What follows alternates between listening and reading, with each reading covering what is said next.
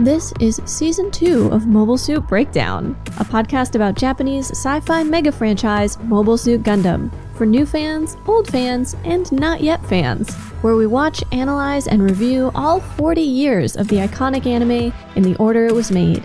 We research its influences, examine its themes, and discuss how each piece of the Gundam canon fits within the changing context in Japan and the world, from 1979 to today.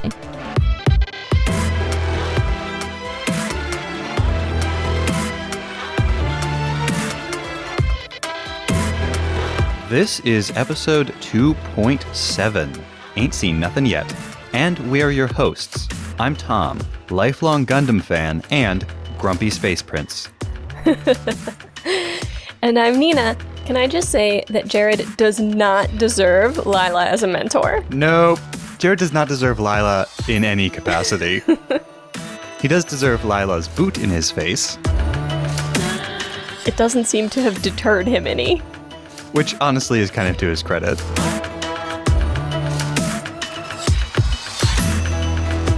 Mobile Suit Breakdown is made possible by the support of 138 patrons. Thank you all, and special thanks go out to our newest patrons, Johnny L., Trey Sorian, Michael S.H., and Ashley J.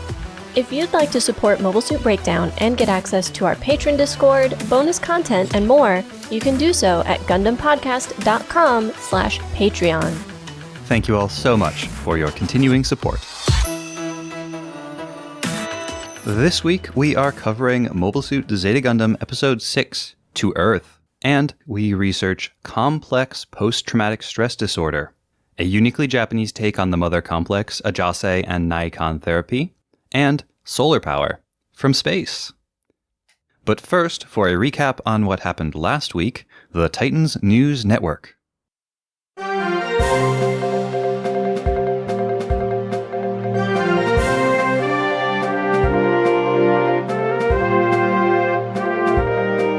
Welcome back to TNN, the Titans News Network, the only network where all of our employees are lieutenants. We return now to our ongoing coverage of The Race in Space, as cowardly AUG terrorists run in terror from the might of the Titans. The latest development? Titans pilots attached to the Alexandria Task Force have reported seeing AUG forces fighting amongst themselves. TNN cameras even caught this footage of an AUG mobile suit called, and I hope I'm pronouncing this correctly, a Riku Diasu being destroyed in a skirmish with other AUG mobile suits. The Titans Intelligence Division believes that the red Riku Diasu destroyed in the battle was the personal machine of mysterious AUG pilot Quattro Bagina, and that it was destroyed as part of a power struggle within the AUG leadership, possibly by what experts are now calling the Captain Heckner faction. After the break, we'll interview Bask Aum, author of the New York Tomes bestseller, Why 50% of Everyone Will Betray You and What to Do About It, about why rebel groups like AUG always destroy themselves by splintering into feuding factions, just like Zeon. In other news, brilliant engineer and caring family man Franklin Bedon remains missing somewhere in space. If you have any information about his whereabouts, please contact the Titans tip line right away so that he can be reunited with his child. And remember, this is TNN, and gravity is your friend. And now the recap covering Mobile Suit Zeta Gundam, Episode 6, To Earth.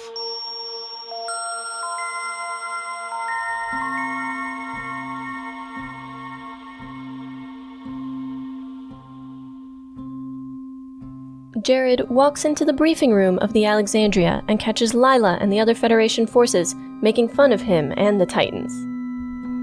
They talk a big game, but what have they accomplished really? Though they all change their tune when Jamaican tells them anyone who joins the Titans is automatically promoted. They will be pursuing 2 AUG ships, the Argama and the Mont Blanc, with Jared in command. When Lila protests that she has much more experience, Jared reminds her that, as a Titan, Jared is also treated as if he is 1 rank higher. Lila leaves in a huff. On the Argama, Astonaji comes up to where Camille is working at a console. What is that? Camille is cagey, but he's been working on a new mobile suit design, based off the Mark II, but with improved armor. He is calling it the Zeta Gundam. Hey, that's the name of the show! Astonaji is admiring the design, but before he can look at it more closely, Camille ejects the disc and runs off. On the Alexandria, Jared catches up with Lila and throws a punch in retaliation for her humiliating comments about him earlier. With the ease of a lifetime in space, Lila dodges and trips Jared, then pushes herself off the ceiling to kick him in the face. "You're not going to beat me. Why can't you Earthnoids understand the difference between Earth and space?" Jared can't understand why it's all going wrong. He prepared before he came to space. He grabs hold of Lila's arm, demanding she explain to him why his skills and preparation aren't translating into ability. She shakes him off, calling him a brute. "You always do things your own way, with no consideration for how others feel. Every person, every situation, demands its own unique response." Ultimately, she blames his inexperience. Humbling himself, Jared asks her for help.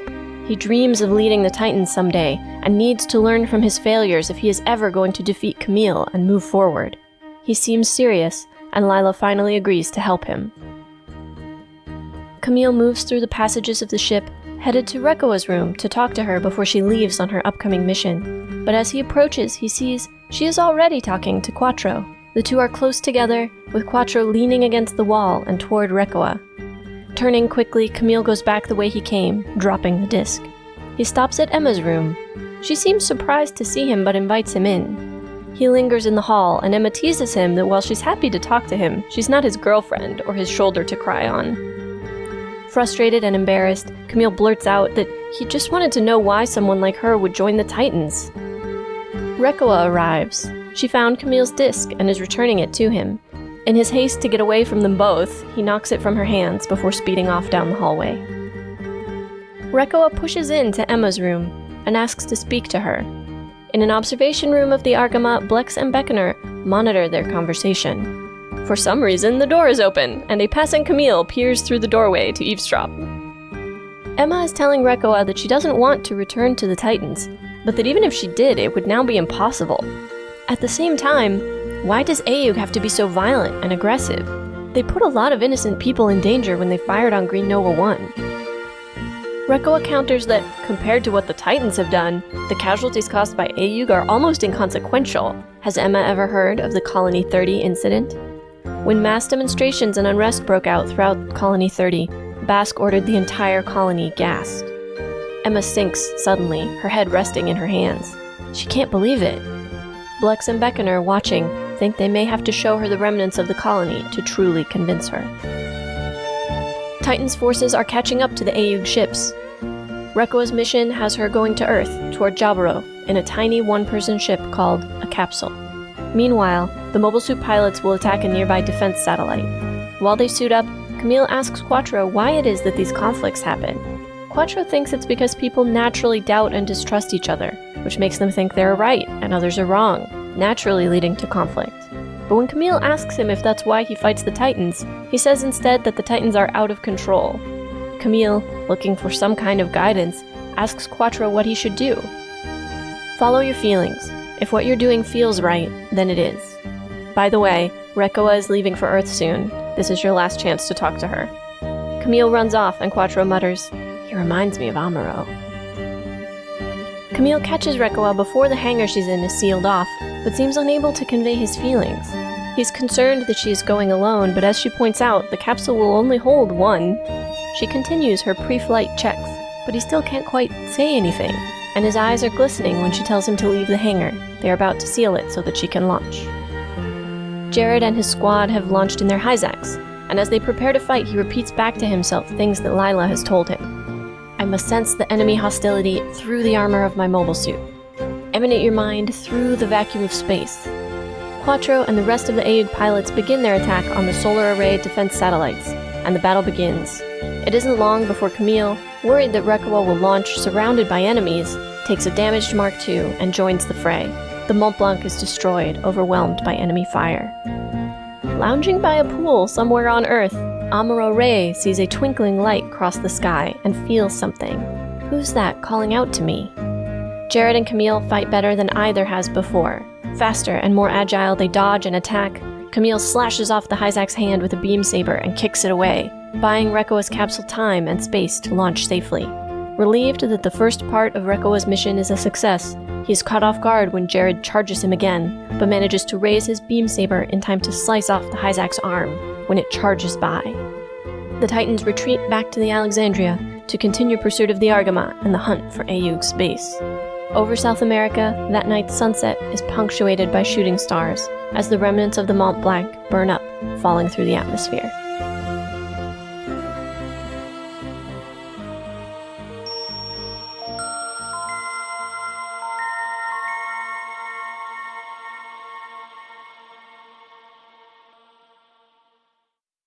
All right. We're going to talk about Zeta Gundam Episode 6, To Earth. Or in Japanese, Chikyu-ken-e, which I'm pretty sure just means to Earth. This is definitely the horniest episode of Zeta so far.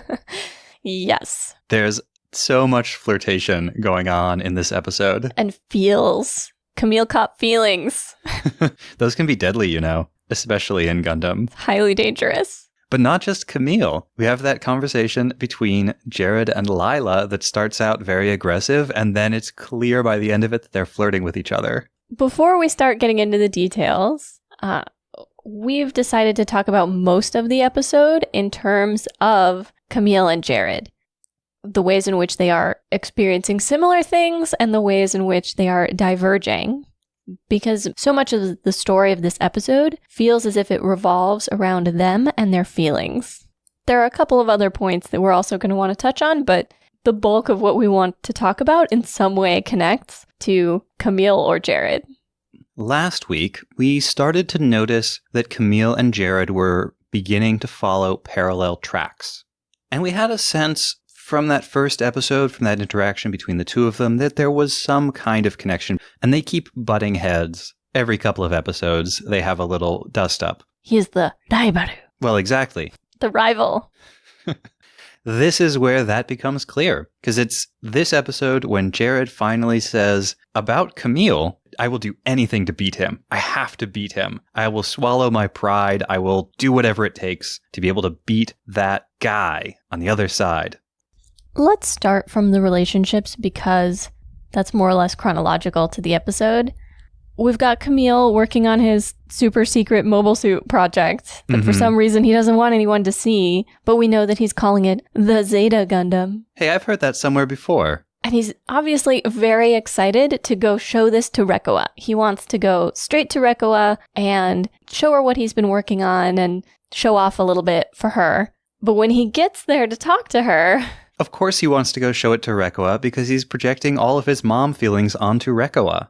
Look, I know he's also, attracted to her, and there's that weird aspect of it, too. But you can't deny he has been projecting mom feelings onto Rekoa. Yeah, but then it gets increasingly edible because he gets there, and she's already talking to Quattro. Mm-hmm. And the body language is fairly intimate between her and Quattro. Quattro's doing the, arm on the wall, lean, kind of looming over Rekoa. They're standing very close together. Quattro is expressing his concerns about this mission, And Camille basically turns and goes away in a huff. Some other man is talking to her. This is terrible. I can't handle it. Camille has had bad experiences with men who are attracted to his mother. Camille is definitely projecting dadness onto Quattro in good and bad ways. Anyway, my point is he's clearly feeling some jealousy about Rekoa that he doesn't have any grounds to feel. See, I think Camille is feeling, more than anything else, isolated. He doesn't have any friends here. He's trying to make these connections with Emma and with Rekoa, but he's also feeling like there's no room for him to make those connections if someone else is already there. Which is it's sort of a false dichotomy, but certainly one that lots of young people fall into. No, I'm your best friend. You can't have other best friends. Right. And Camille has no friends here. He doesn't really have a place on the Agama. They don't have anything for him to do. Well, he keeps insisting that he doesn't want to be Ayug, so what exactly are they supposed to do with him? Well, but they weren't doing anything with him before that. When he first ran away and joined the Argama crew, he seemed a lot more enthusiastic about joining Ayug, but they gave him a spare suit because... For safety reasons. Right, for safety reasons they gave him a pilot suit, but they didn't give him anything to do. He's got no duties, he's got no assignments, he's just sort of superfluous. I would say that it seems like their intent is eventually for him to undergo training of some kind so that he can be a pilot. Maybe. I just, I get what you're saying, and I completely understand it. I do think Camille is lonely, but also, you ran away to join the rebels. They have other things to do besides babysitting you and making you, like, feel better about this decision you made. Them behaving reasonably doesn't change Camille's emotions. That's what I'm saying. I understand. I just think, like, if Camille is feeling neglected by the brass, so to speak, he's being immature. Well, yes. I would say I agree with you completely. I think that this 17-year-old boy who just watched both of his parents murdered is behaving immaturely.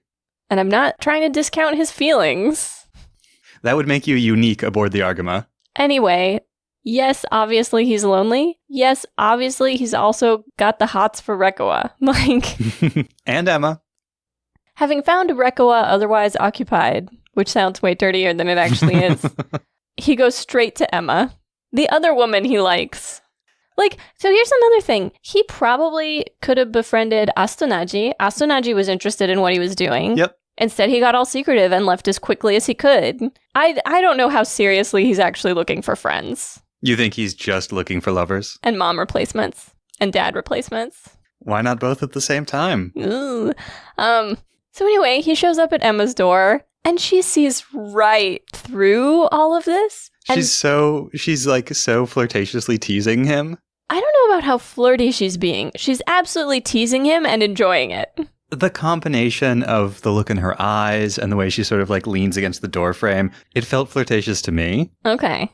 Not serious flirting, right? It's teasing flirting. Okay. Yeah, I think it. Okay. Well, and she says, don't expect any sympathy from me. We're not lovers. Mm-hmm. The translation in the subtitles is, we have no relationship. But she says koibito. Yeah. She says lovers. I don't know of another translation for koibito. Yeah, I mean, in the Japanese, she says something along the lines of, we're not lovers or anything like that. Like, I'm not your shoulder to cry on. I'm not your girlfriend. Sure, come in and talk to me, but I'm not here to deal with your emotional stuff. I'm not here for that. I just want to know why you joined the Titans. Right.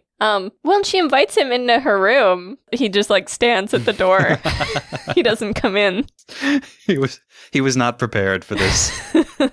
I'm not sure that he ran away from Rekoa intending to go straight to Emma. I kind of felt like he was just heading back to his quarters, and he saw the hallway leading to Emma's room, and he was like, oh, Emma.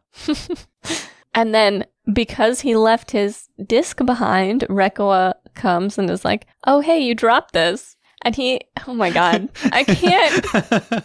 Tom will tell you, the first time I saw this scene, I mimicked it in exaggerated fashion. He knocks the disc out of Rekoa's hands and runs away.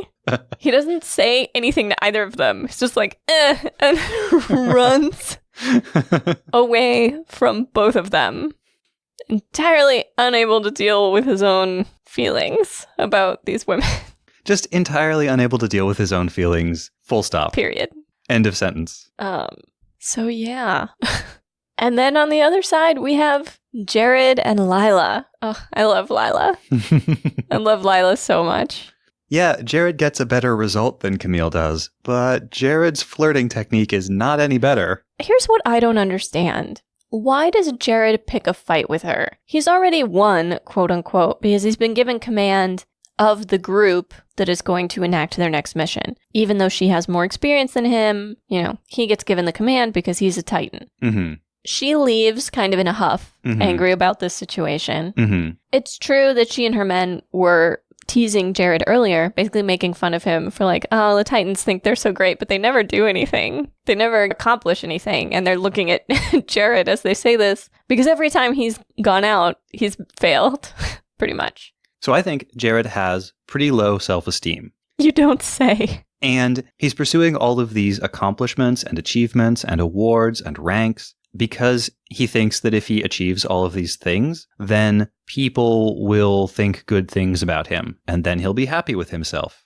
And Lila is there with a needle poking holes in that balloon of delusions, because even though Jared is a Titan and higher ranked and in command of the mission, Lila still doesn't respect him. He craves that respect, and he needs to believe that if he can just rise high enough in the army, if he can just become the biggest Titan of them all, then everyone will have to respect him. And Lila's just like, nah, boy. Well, and with good cause, right? He takes a swing at her. She kicks him in the face, which I love to see. And proceeds to explain to him that if he insists on fighting her, he's going to lose, and it will be embarrassing. And he insists anyway, and she, very cleverly beats him. After this short fight, she delivers the lesson of, Earthnoids need to learn that space is not the same as Earth. That being up here is not just like being on Earth. And Jared gets angry, and he, grabs her and is like, why? And she calls him a brute. And he is basically like, explain to me how I am being a brute, which to me felt so of the moment now. But a person who has done something wrong and the person calling them on it and the person who has done the wrong thing, demanding, no, explain to me. How is the thing that I did wrong? Except that Lila, at least in this situation, is willing and able to explain to Jared. Because Jared pretty. And Lila, very self-confident. She doesn't feel like she's in any danger from him. No. This is where I talk about Lila flirting very aggressively. She takes the, hand on the wall, kind of looming over Jared, even though he's significantly taller than her posture. Well, but they're in low gravity or no gravity, so she looks taller than him in the scene. Yeah, this is what's called in shoujo manga and anime kabedon. It's usually a guy leaning towards a girl, so she's trapped between him and a wall and his arm. But here, it's Lila doing it to Jared. And she starts explaining to him, you have to take into account other people. You can't be solely obsessed with your own actions and your own performance. You have to think about the other people you're interacting with. And that's true for mobile suits. And then very quickly, this becomes talking about sex, or at least about romance and relationships. And ultimately, she agrees to mentor him, basically. And it does seem as if a lot of that has to do with his ambition. He tells her he needs to win. And she's like, why? Why do you need to win? And he says, because I want to lead the Titans someday. I have this dream of someday being in charge of the Titans. And she's like, okay, I'll help you out. Which is in a lot of ways a contrast to Camille's relationships where... Nobody cares about him? I think Rekoa cares about him very much. I think Rekoa does not want to give him the wrong idea. She doesn't want to give him false encouragement. Every time she talks about him, it's like, that boy, she is a grown woman, and here's this boy to her who clearly has a crush on her. This is jumping ahead somewhat, but when she's preparing for her mission, he comes to say goodbye to her, right? Because he wants to say something to her before she leaves. He actually can't bring himself to say much more than her name. Not even her name. He keeps saying her rank. I think he says her name once, but then he's like, Ensign. Yeah. But Ensign. And his eyes go misty, and the music goes romantic, and the camera pans from her face down to her legs. She's in a cockpit and wearing a flight suit, so it's not all that sexy, but we know what that pan means. We actually had an argument about that pan and whether or not it's lewd. I think it's meant to demonstrate to us that Camille is looking her over. Well, he's definitely looking at her. But maybe he's just contemplating the very dangerous thing she's about to do. Can't it be both? And I would describe her as chilly in this scene. I feel like she's trying to impose and maintain some distance. She doesn't want to hear a love confession. She is not interested in hearing him get all emotional about her going on this mission. See, I don't ascribe that much intentionality to her here. I think she is about to do something very dangerous. All of her attention is on that, on preparing to launch and do this re-entry to Earth. And she just cannot be bothered to deal with this kid who has a crush on her right now. She needs to start doing her pre-flight checks and her countdowns, and Camille needs to get out of the hangar. Yeah. At first, he's like, you're doing this all by yourself? And she's like, there's only room for one person in the capsule. Camille might like to see if that's true. And later, as her checks continue, she's like, you need to put your visor down. You need to get out of the hangar. That's about all she says to him, I think. Mm-hmm. He is clearly feeling some strong emotions. She has, since Camille got there, sort of been tasked with watching out for him. Yeah, how many times is she the one trying to keep him from getting into a mobile suit? Yeah, well, and she's the one who showed him how to put on the flight suit and how to put on the helmet. So, of all the people on the crew, Rekkoa is one of the handful that Camille actually has a relationship with, even if it's not a great one, and she's leaving. And that leaves him with what? Emma and Quattro? And a whole other crew if he could be bothered to make an effort with any of them. Like, this is another story you learn as you get older. Just because you want to be friends with someone doesn't mean that they have to want to be friends with you. I agree with you that Astenaji probably wants to be friends with Camille. I don't know about anybody else there. Well, we can't say. We haven't seen any interactions there, have we? No, we haven't. Well, except for that one guy who was like, "Why are you in a flight suit?" Well, because they were talking about him. He was like, Yeah. oh no. They thought they were talking about him behind his back. Well, But it turned out they were literally talking about him directly behind his back. poor Camille. Hey, I introduced myself last episode as the #1 Camille apologist. I'm on record. Yes. Say it. I feel mean for not liking him, but I don't like him. You don't have to like him. You were never him at any point in your life. But I like you. You like me now. You didn't know me when I was Camille. And ultimately, his feelings for Rekkoa, whether they're the more friendly, maternal ones or the more romantic ones, are what drive him to steal another Mark II and go back into battle again. I don't know why anyone is surprised anymore that he does this. They're noticeably less surprised this time. They had to just tell him to. Like, they're very blasé about the danger. Nobody's ever super worried, like, oh no, he shouldn't be out there, it's dangerous. Especially Blex and Beckner. They're like, oh, go to it, kid, let's see how you do. They had to just give him damaged mobile suits and be like, all right, go to town, kid. But we know that Beckner was a Federation officer during the 1-year war. From what we saw in First Gundam, we can assume that he is therefore very experienced at sending teenagers into battle. This is not related to Camille or Jared, but I also don't like Blex or Beckner. I feel as if they vacillate back and forth between being kind of smarmy, like, meh, our plans, sneaky plans, good plans, and then, like, in a panic. Every time there's a battle, they're both like, why isn't that done already? Don't tell me it's impossible. Do the thing. Why is nobody shitting? Like, well, they're often sort of low-key fighting with each other.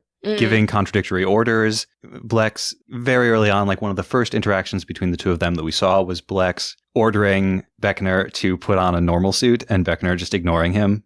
So yeah, there's a like frantic energy that I don't like. I miss Bright. Bright had that, Bright developed that calm captain-y energy. Gravitas. Yeah. I miss Bright too. Younger than either of those dudes. Too bad we'll never see him again.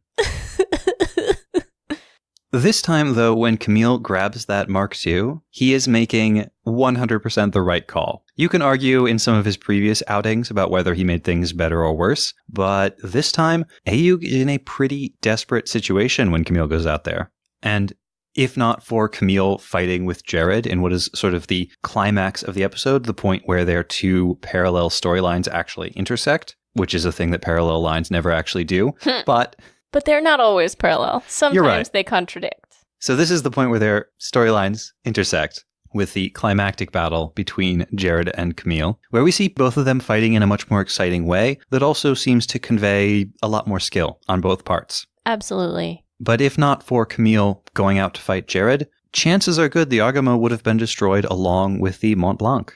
Well, and most significantly for Camille, Rekkoa would not have been able to get safely into the Earth gravity well. Right.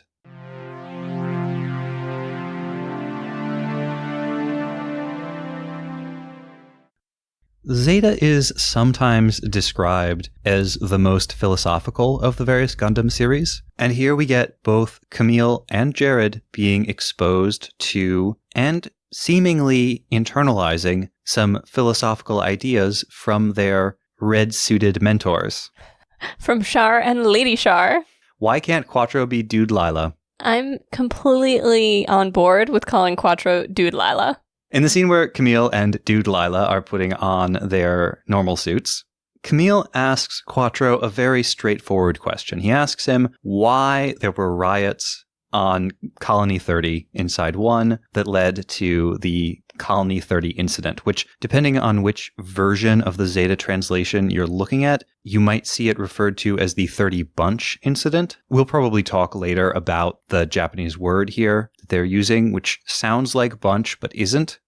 We'll talk about that at some point in the future, but for now, Colony 30 incident, Camille asks about these riots, and then Quattro gives him the most insufferable answer to this very straightforward question, why were there riots? And Quattro doesn't say, well, because of the taxes, or because the Titans shot some innocent person. He says, because people can't trust each other. Well, it felt very Yoda, right? The fear leads to anger, because it's people can't trust each other, which leads them to have all these doubts about each other's intentions, which lead them to think other people are wrong about things. And once you've decided someone is wrong about something important, it's going to inevitably lead to conflict. Yeah, but tax policy or freedom of speech or freedom of movement. Why riots? And we never get an answer to that. Quattro is not interested in giving an answer. Maybe he doesn't have one.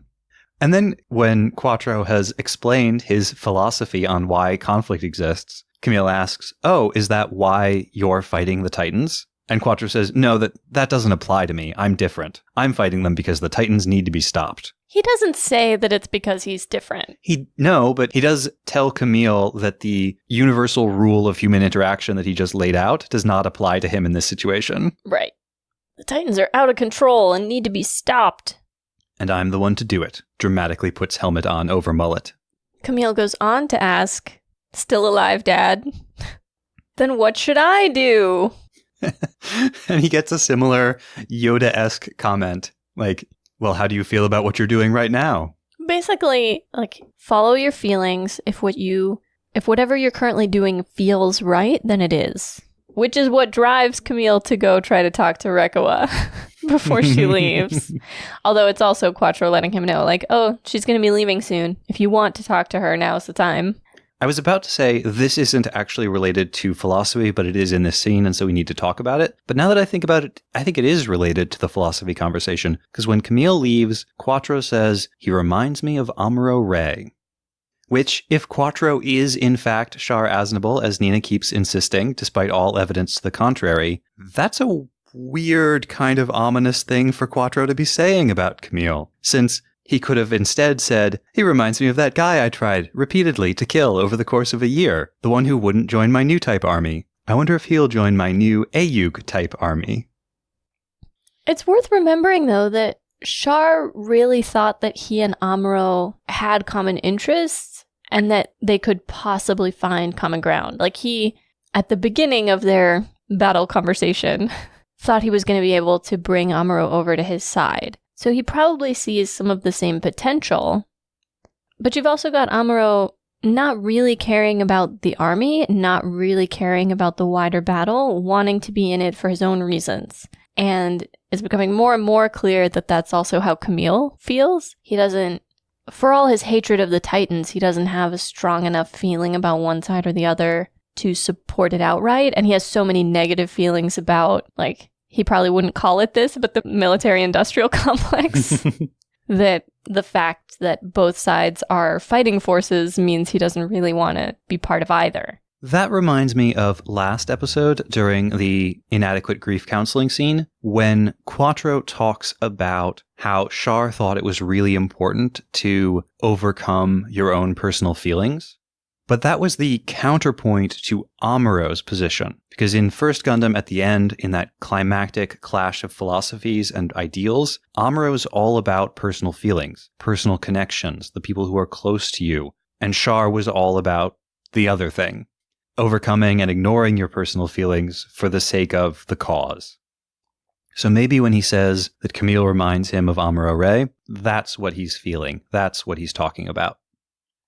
On the other side, Jared gets a crash course in how to be a new type. Yeah, as he is heading out in his Hyzak, he's repeating these statements to himself. They begin to feel like mantra that he clearly got from Lila. But yeah, he says, I must sense enemy hostility through the armor of my mobile suit. And then he says, emanate your mind through the vacuum of space, Which it really sounds like Lila is trying to teach him how to be a new type. Though, from Lila's perspective, maybe this is just, the goal is for her to teach him how to fight in space. Right. And so maybe the takeaway from this is like the essence of being a new type is really just how your consciousness expands in space. Of course, he also mentioned something that has nothing to do with new type abilities, something about holding back when the time is right to hold back so that you can have greater success later, which feels very obvious to me. Like, yeah, of course you don't just like rush in full steam every time, all the time, but that's basically been his MO to date. In the show, in the text, that one is not set off with quotes, but that really feels like a quote, like something that came out of The Art of War or something. He's learning. Then we get to the fight itself, and a couple of moments struck me. One, Jared being super impressed with Lila, which I thought was rather sweet. She's so good at fighting in a mobile suit. We felt the same way. And then we have Jared and Camille fighting, but when he first encounters Camille, he wonders if it's the same pilot as the Red Rick Diaz. Yeah. He wonders if it's Shaquatro. I thought we agreed he was called Dude Lila now. He has too many names. It's confusing.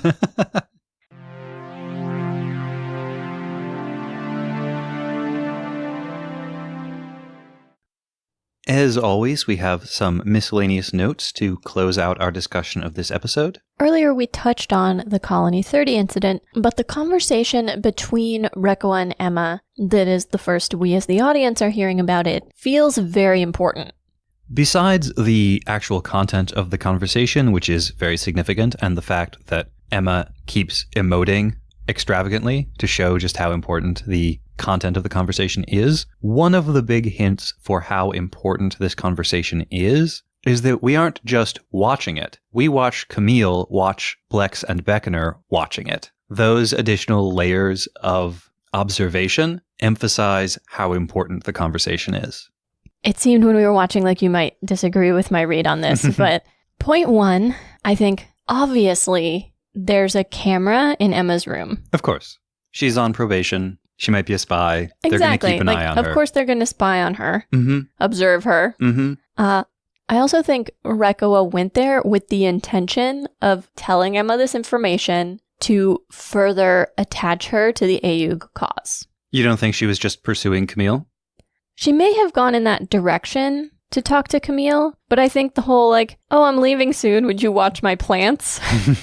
is an excuse to get into Emma's room and talk to her further. Perhaps it was not planned out. Certainly Blex and Beckoner are surprised that she's in Emma's room. It may have been more of a, oh, I have an opportunity here. Mm-hmm.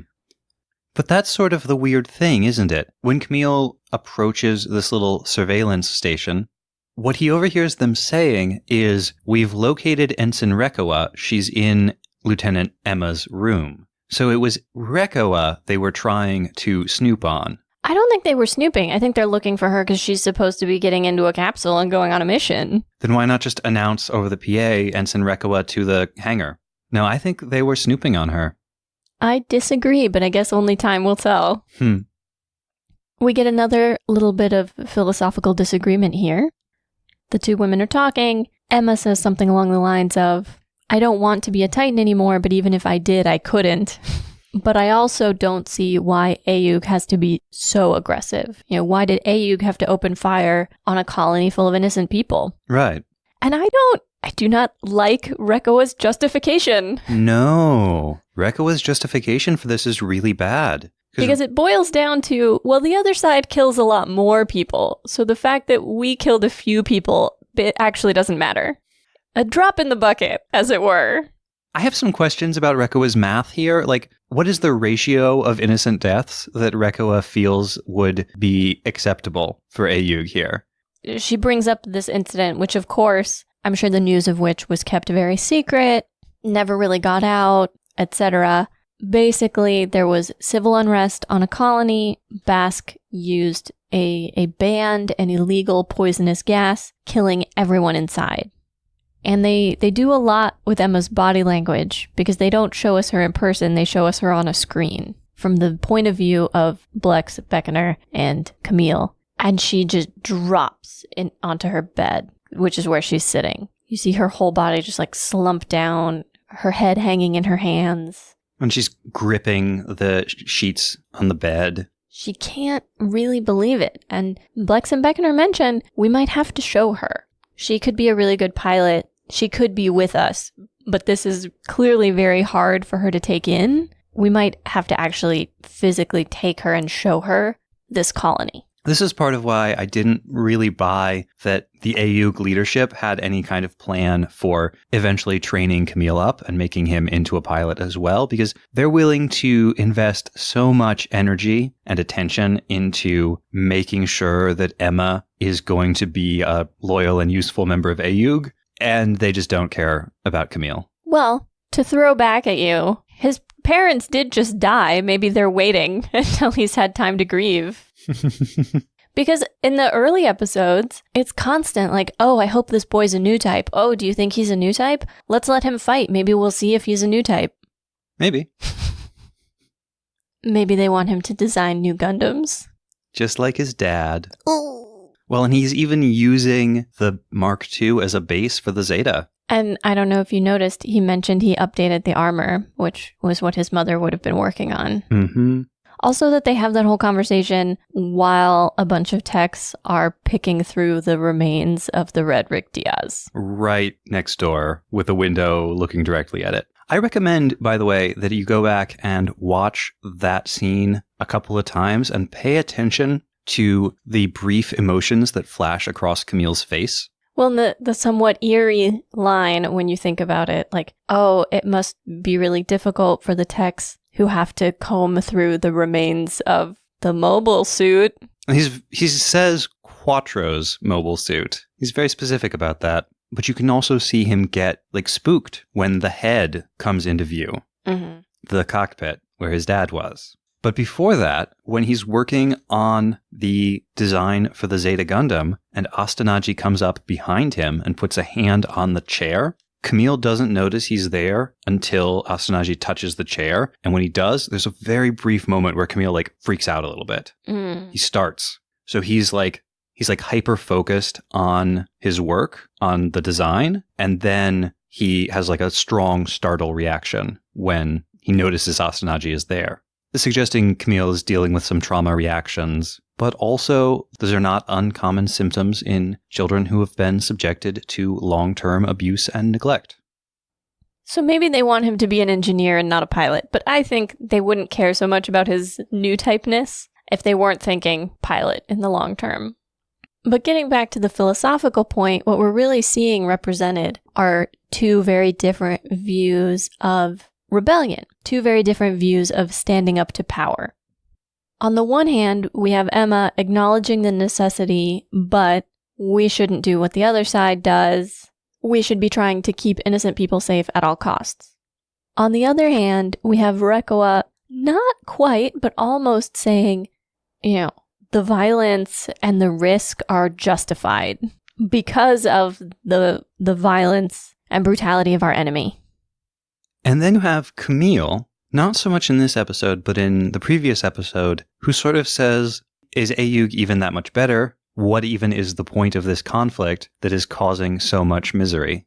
It's true that we have yet to hear anything from AUG that sound like demands or a manifesto.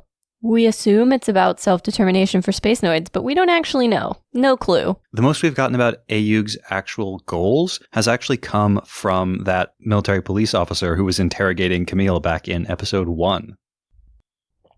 So yeah, this was a big episode for airing a bunch of philosophical ideas and ideological ones amongst the characters. I have one last thing to talk about for this episode. Are you ready? I'm ready. Oh, hi, Amuro. Hello, old friend. Also, apparently he got rich. He wrote an autobiography, did the book tour. He's living in a very fancy, very modern-looking house, lounging around by the pool. Has a butler. Has a butler, which just made me think I spent way too much time during the episode wondering what Tomino would name a butler. What would be the Tomino version of Alfred? That's a really good question.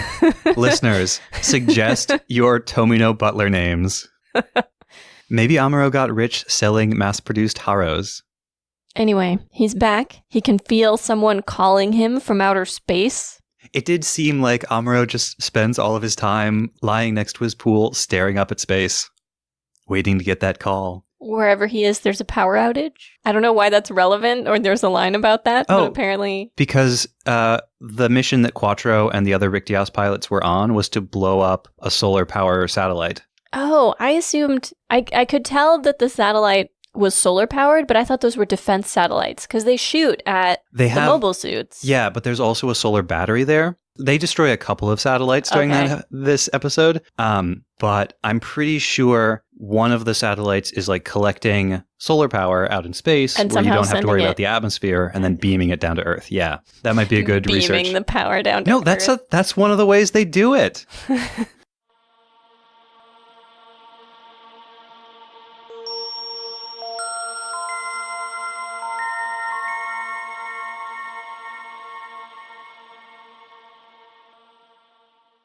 This week, we research and discuss complex post-traumatic stress disorder, a uniquely Japanese take on the mother complex, Ajase and Nikon therapy, and solar power from space.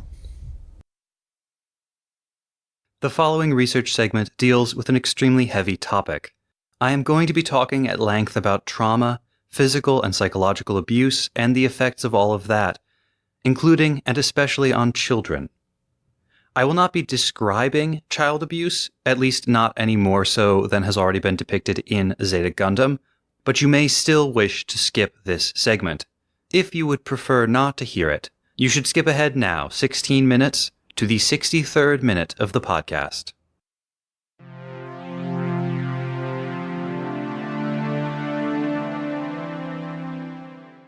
Back in Season 1, Episode 9, when Amuro was having his first major breakdown and Nina was talking about attitudes towards corporal punishment in Japan, I presented some information about the symptoms experienced by people in the wake of a traumatic event. These are powerful, life-altering symptoms that, if they persist in the aftermath of the trauma instead of fading naturally away, become post-traumatic stress disorder, or PTSD. Much of what Amuro does and says in the first third of First Gundam demonstrates the severe effects of the trauma on him, and much of what audiences and fellow white-based survivors alike find irritating or irrational about him becomes completely understandable when viewed through the lens of his trauma. For all that the AUG leadership views Camille as a potential successor to Amuro's legacy, a kind of Amuro Mark II, his personality and behavior are very different. Indeed, in some ways, they are total opposites. At his lowest points, Amuro refused to get into the Gundam, and Camille can't be kept out of it.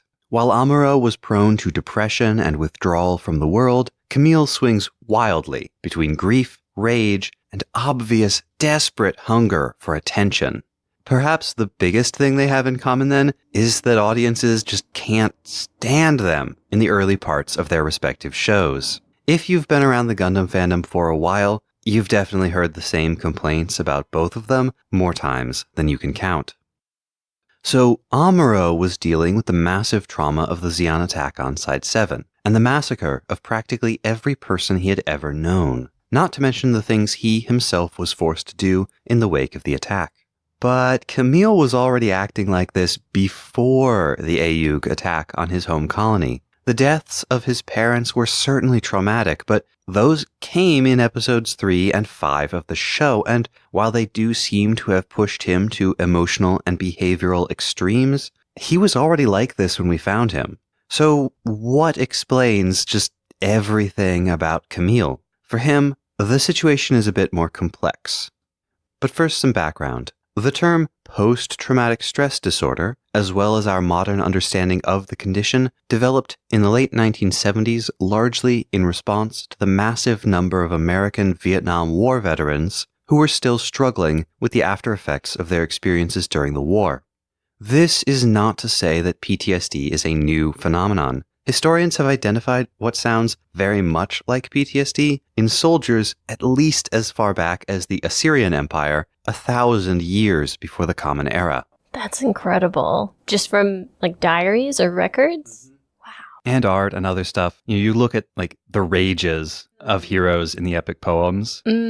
And there are records of Assyrian soldiers who would do 3-year tours as soldiers and then would come back, and the difficulty of readjusting to civilian life. Yeah.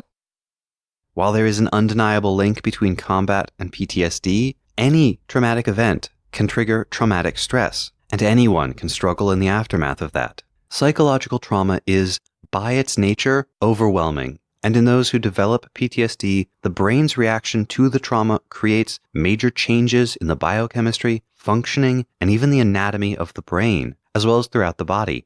Like a river that, during a catastrophic flood, washes away its banks and changes its course, there is no way to undo or get over PTSD. It can be managed, and with proper treatment and support, the brain can grow and change in positive directions too, but what happened will always have happened. All of that describes PTSD in its conventional presentation, as a reaction to a single massively traumatic event. Besides wartime experiences, these traumatic events can be things like natural disasters, the deaths of loved ones, serious illnesses, miscarriages, and childbirth. Most of what happens to Amuro fits into this mold, as do the deaths of Camille's parents. But even before that, Camille was demonstrating the symptoms of a related condition, complex post-traumatic stress disorder, or CPTSD. Now, to be clear, CPTSD is a relatively new idea and still somewhat controversial. It is not included in the Diagnostic and Statistical Manual of Mental Disorders, aka the DSM, which is published by the American Psychiatric Association and is sort of like the Bible for mental health, both in terms of its influence and because it is a lightning rod for controversy. However, CPTSD is included in the draft version of the World Health Organization's International Statistical Classification of Diseases and Related Health Problems, and there is a growing body of literature and research about the ways in which it is similar to and distinct from PTSD. The key distinction lies in the nature of the trauma that caused the disorder. While PTSD is usually caused by a single major traumatic event, CPTSD develops as a product of prolonged and repeated interpersonal trauma. So rather than appearing in the survivors of natural disasters or human-made calamities, CPTSD is associated with concentration camp survivors, sweatshop workers, victims of kidnapping, slavery, and human trafficking, victims of extreme bullying, and escapees from cults. All of these are typified not just by the prolonged and repeated nature of the trauma, but also by the feelings of terror, worthlessness, and above all, helplessness and impossibility of escape that these situations create. There's no evidence that Camille has experienced any of those things. But who else is subjected to prolonged, repeated interpersonal trauma? Who else is made to feel terrified, worthless, and helpless to do anything about their trauma? The most common forms of chronic trauma that are associated with CPTSD are the physical, psychological, and sexual abuse and neglect of children, as well as intimate partner violence, which can traumatize children even if they only witness it. There is good reason to believe that children are less likely than adults to develop conventional PTSD after a traumatic event, but they are much more vulnerable to CPTSD, and it can completely alter a child's persona right when it is developing. Rather than showing a sudden change the way an adult might, they are seen as simply being disruptive or withdrawn by nature, and so the real roots of their trauma go unaddressed. As one researcher put it, they are left to lose their futures bit by bit. We know that the recently deceased Lieutenant Franklin Bidan was physically abusive to his wife and his son, because we witnessed that in the show. And despite its superficial similarity to the interpersonal violence within the White Base crew in First Gundam, the famous Bright Slap, it's clear that this violence is different. This is abuse, and Franklin is an abusive bully who expresses his humiliation and rage by striking whichever member of his family is closest. Neither Hilda or Camille acts surprised when he does this. These are not isolated incidents. This is not new behavior. And we can be confident that the physical violence we're seeing is only one manifestation of the abuse and the neglect in Camille's childhood. Incidents of abuse are never standalone events. Franklin did not transform into a magnificent father figure once his arm was tired. Trauma, especially for a child, invariably involves a feeling of not being seen, not being understood, of being ignored. This is part of why the typical reactions to threats run the gamut from fight or flight, which are both ways of taking control of your own safety when no one else will, to fawning and freezing, strategies that are designed to convince someone else to protect you when you yourself are helpless. You've probably heard of the fight or flight reaction, but fawning and freezing are part of the same instinct, and they are just as much a natural part of how humans respond to threats. A child who is trapped in an abusive or neglectful situation and who is entirely dependent on the caregivers who are themselves the source of the trauma, who is unable to escape, will make the internal adaptations necessary to survive an intolerable external situation. After all, where could Camille have gone? What could he have done? These internal adaptations include developing a powerful sense of loyalty to their abusers, who are, after all that they have in the world. They may go to great lengths to try to maintain their connection to their abusers, but what they are forced to do or accept in order to please their abusers can cause intense personal shame. You begin to see yourself as a monster, unworthy of help or safety or love. From this perspective, the world is not a benign or even a neutral place. The world is inherently threatening, and no one can be trusted.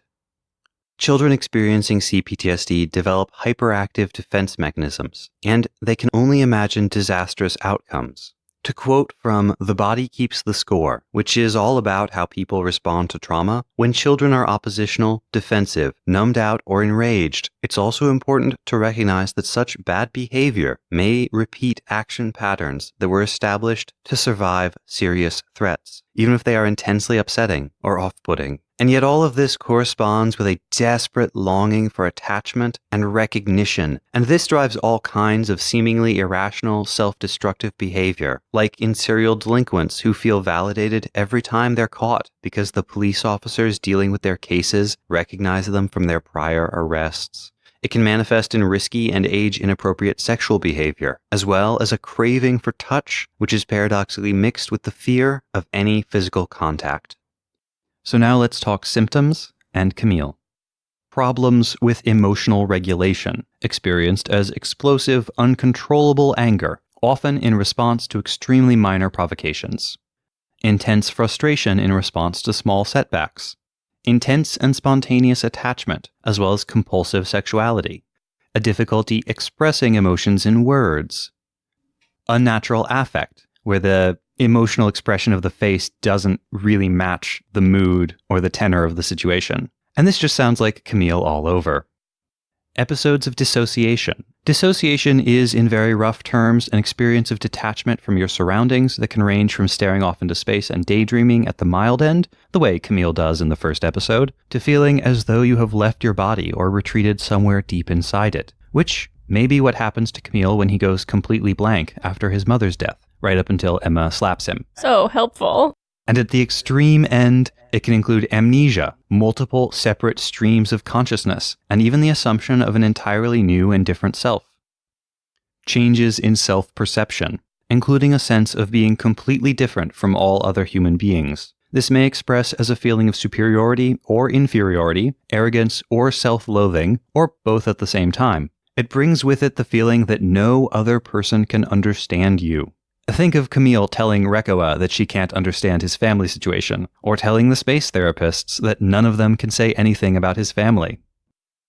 Fluctuations in perceptions of the perpetrators and preoccupation with them, including fantasies of revenge, paradoxical gratitude, uncritical acceptance, as well as blanket resistance to the perpetrator's beliefs and rationalizations.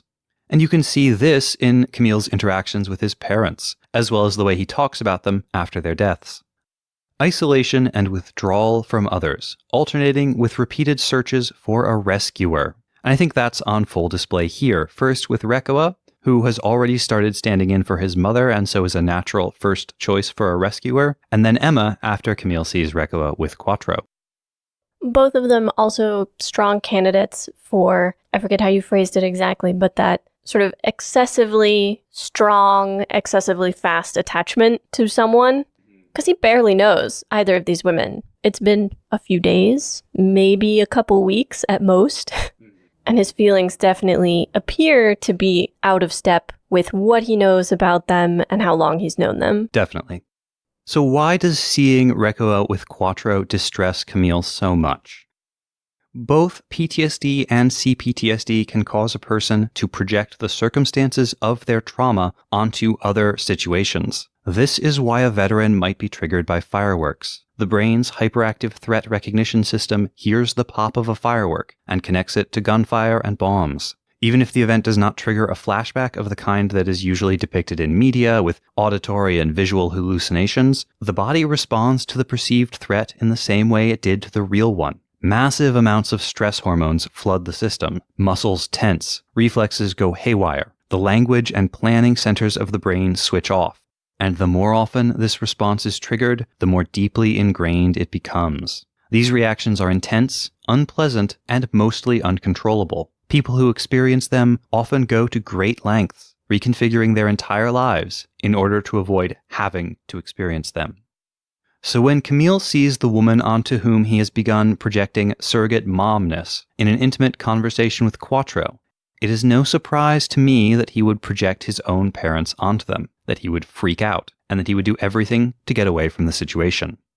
We can also view his distress seeing Rekoa getting ready to leave for her mission to Earth through the same lens. A few days ago, Camille watched his mother, the person who raised him and who was supposed to protect him, die alone in a capsule in space. Now Rekoa, the one person on the Argama who we have seen taking care of Camille, is getting into a ship that they call a capsule so that she can leave on a dangerous mission. No wonder Camille is worried about her. I want to close with another quote from The Body Keeps the Score, which I'm going to paraphrase a little bit, just in case you still don't see the connection between Camille's childhood trauma and his behavior at the beginning of Zeta. If your caregivers ignore your needs or resent your very existence, you need to learn to anticipate rejection and withdrawal. You cope as well as you can by blocking out your parents' hostility or neglect and act as if it doesn't matter. But your body is likely to remain in a state of high alert, prepared to ward off blows, deprivation, or abandonment. Maybe the most devastating long-term effect of this shutdown is not feeling real inside. When you don't feel real, nothing matters, and you may resort to extremes in an effort to feel something, even getting into fistfights with strangers. I don't mean to suggest here that the writers of Zeta Gundam knew about PTSD and CPTSD, that they studied the nascent psychiatric research and intentionally wrote Camille's character with those symptoms in mind. But they grew up in post-war Japan, children to a generation that was itself deeply traumatized by the war and the poverty that followed the peace. They have to have known children like Camille. They must have observed the patterns. And in trying to write a realistic-seeming character, they tapped into that intuitive understanding. As for Camille's future, well, there's no real getting over CPTSD, but one of the most meaningful steps in overcoming the challenges it poses and learning to grow as a person lies in finding some purpose for your life beyond mere survival.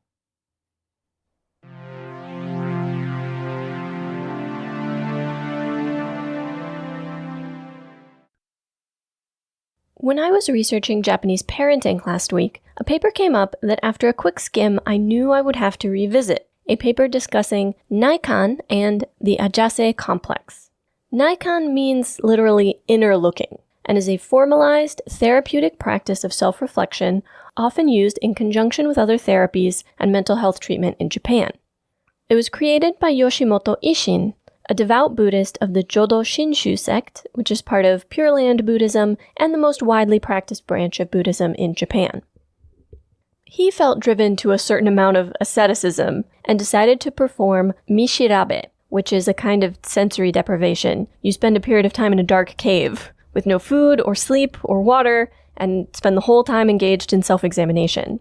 He created Naikan in the 1940s to make that kind of introspection that he experienced during Mishirabe more accessible to other people. Easier, a little softer, more secular. There are many different ways to practice it, but the most intense form involves a week-long retreat that is almost entirely silent. You only ever speak to the facilitator. Naikan uses 3 questions to structure your thinking. You choose an important relationship in your life and you ask yourself, what have I received from person X? What have I given to person X? What troubles and difficulties have I caused person X? What troubles and difficulties has person X caused me is deliberately left out. Ishin thought humans were very good at thinking about that question already, and too much focus was actually responsible for a lot of our day-to-day unhappiness. You are trying to look at yourself from the perspective of another person who is an important part of your life.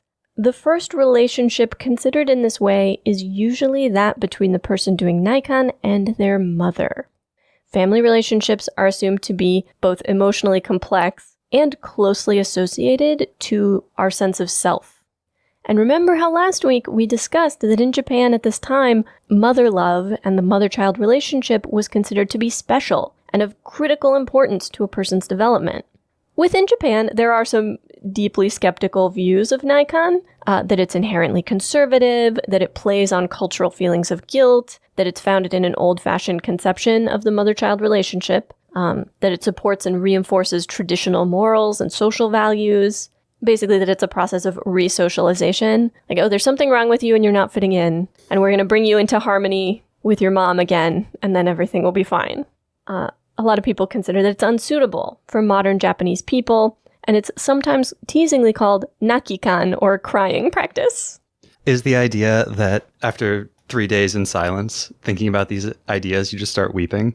And that there's this idea that as you think about your mother as a person, and the trouble you've caused her and everything you've received from her, you feel spontaneously guilt for whatever those troubles have been, as well as forgiveness for whatever resentments you carry towards her. And so it's this, like, oh, I'm so sorry, Mom. Like, yeah, that it ends up being about feelings of grief and guilt and wanting forgiveness for whatever the things are that make you feel that.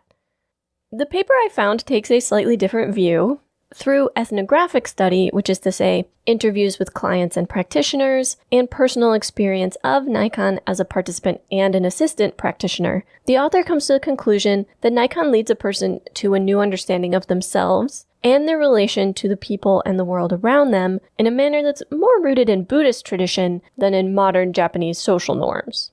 This is where the Ajase complex comes in.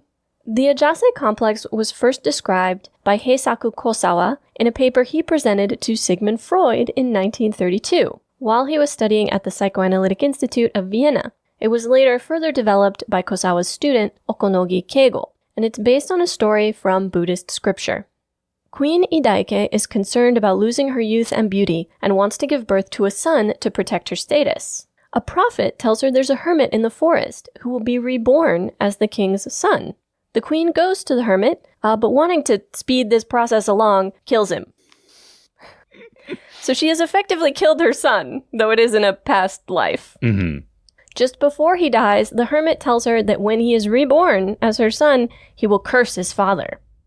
Fearful of the curse, she tries to kill her infant the moment it's born. In one version of the story, she gives birth off the edge of a tower, but he survives. In the tower version of the story, the baby only breaks a finger. And he is named Ajase. The Sanskrit word from which the name is derived means both broken finger and hating the circumstances of one's birth. The misfortune of birth? One could say that. Ajase grows up relatively happily until Devadatta, a cousin and enemy of the Buddha, tells him about his mother's attempted infanticide. This happens, totally coincidentally I'm sure, when Ajase is in his adolescence. His idealized image of his mother is destroyed. He imprisons his father and tries to kill his mother, but is stopped by one of his advisors. His father starves to death while imprisoned, and Ajase begins to feel guilt over his actions toward his parents. At this time, he contracts a horrible skin disease. In addition to looking awful, it causes him to stink, and no one will come near him, except his mother, who tries a variety of treatments, but nothing works. Finally, she goes to the Buddha for help. It is while talking to him that she acknowledges her own misdeeds in killing the hermit and attempting to kill her son. She returns to Ajase, and each of them, having acknowledged their bad actions, is able to forgive the other, and Ajase goes on to become a wise and celebrated king. Kosawa saw Ajase's anger as stemming not from the attempted murder, per se, but from the shattering of an idealized and, frankly, asexual image of his mother. That her actions show she was more concerned with her relationship with the king than with the welfare of her child. Characteristic of the Ajase complex, the mother's feelings toward her child are ambivalent, and the child's feelings toward the mother are hostile. Whose relationship does that sound like? Amuro? The emphasis is on reevaluation of a relationship and on achieving harmony or unity. There were a couple of points in previous episodes where I described the vibe as Oedipal. Camille's focus on his father's affair and that aspect of the relationship felt like perhaps a reference to an Oedipal complex to me, but the Ajase complex might in fact be a better fit. We know that while Hilda does seem to care about Camille, I mean, she comes to pick him up when he gets imprisoned, she's worried about him when she finds out he might have stolen the Mark II. We also know she's not a huge part of his day-to-day life. Mm-hmm. You know, she works all the time. That doesn't necessarily mean her feelings are ambivalent, but it sort of points in that direction. It doesn't seem like she rates her relationship with her husband above the well-being of her child, but maybe she considers her work more important in the day-to-day sort of sense than the well-being of her child. I do see sort of seeds of the Nikon model in some of what Camille says after his parents' deaths, when he's talking about they were people who did their best. You know, he acknowledges that they were bad parents to the point where he hesitates to even call them parents, but there's also a degree to which he seems to want to forgive them. So I would like to clarify, I would never tell a person who's experienced abuse or trauma at the hands of another person that they should forgive that other person.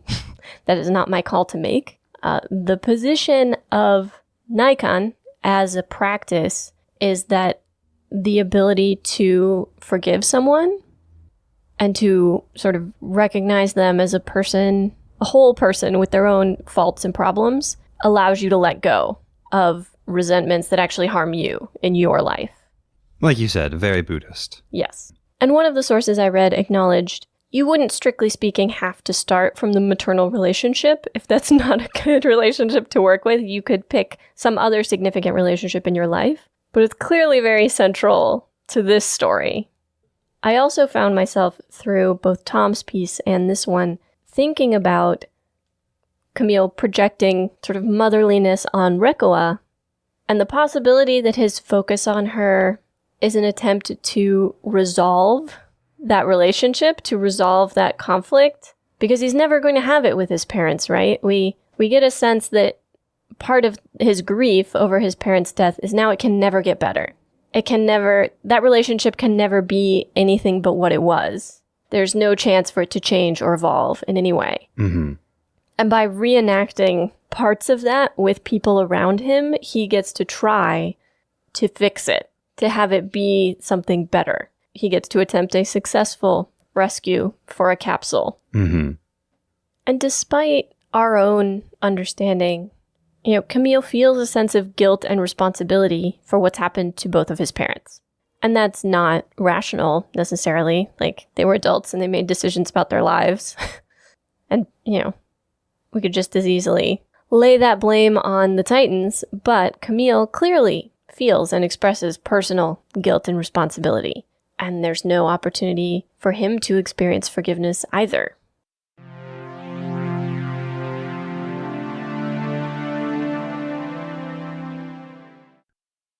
In the talkback, I scoffed at the idea of a satellite collecting solar energy and transmitting it wirelessly back to Earth. But Tom was right. This is a relatively old and perfectly plausible idea.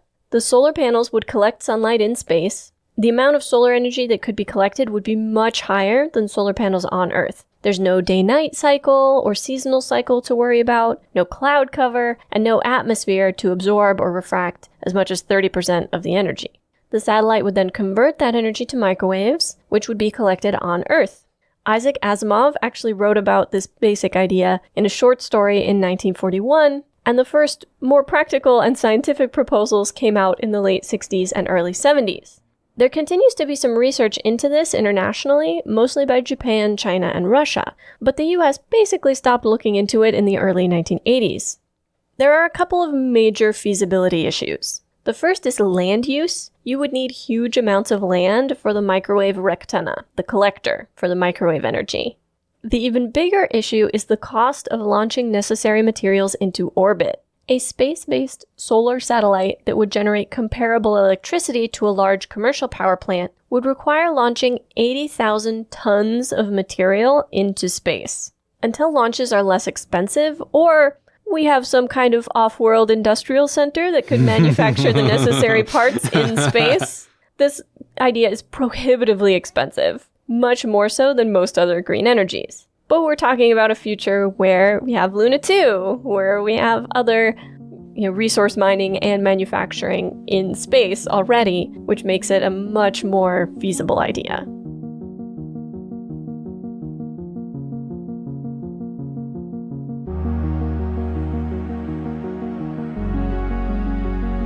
Next time on episode 2.8, Pilgrimage, we will watch and discuss Mobile Suit Zeta Gundam episode 7 and Imaginary Beings created by Media Hype. Brendan Fraser in The Mummy. Future Shower.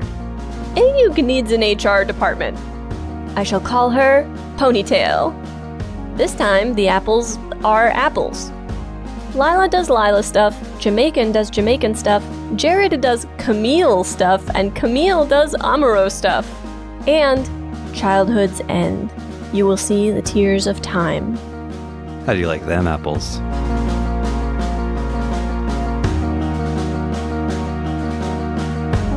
Remember to do all of the podcast things. Subscribe and review Mobile Suit Breakdown wherever you get your podcasts. Then pledge your undying devotion to Mobile Suit Breakdown on Patreon, where you can find great bonus content, get access to the MSB Discord, get exclusive MSB merchandise, and, support the podcast. You can also follow @Gundam Podcast on Twitter and Instagram, and like us at facebook.com/Gundam Podcast for all kinds of extra content. And you should always check out our website, GundamPodcast.com, for all of our episodes, show notes, watch list, wish list, some other lists, and more. Plus, you can always email your questions, comments, and complaints to GundamPodcast@gmail.com. Or just shout your wrong Gundam opinion to us in person by coming to scenic New York City and yelling, "Actually, the reason Camille didn't want Rekkoa to leave is because he wanted to take the re-entry capsule himself and get off this ship and away from these lunatics," on any busy street corner. We'll totally hear you. The intro song is Wasp by Misha Dioxin, and the closing music is Long Way Home by Spinning Ratio. You can find links and more in the show notes. And thank you for listening.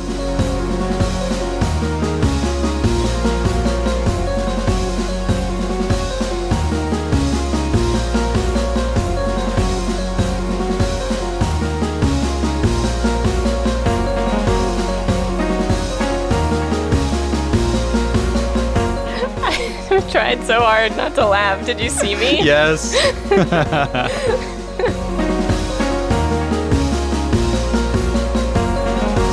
New York Tomes was some choice writing. You feel inspired by that? Oh my god.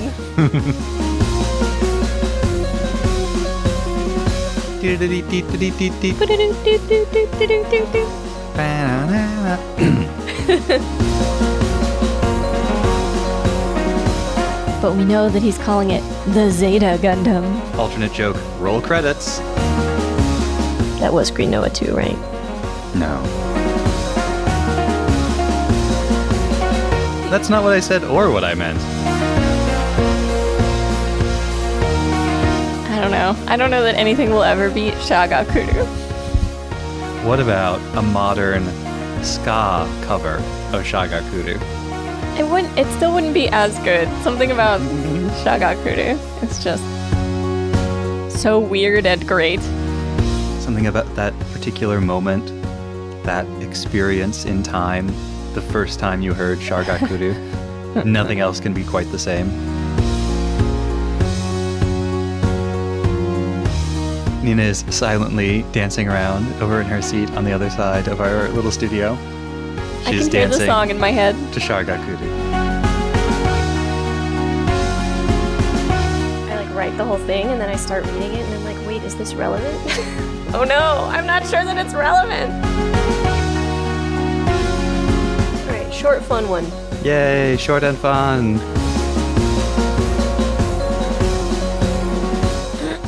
Oh no, cookie mouth. Yep, it's affecting me too.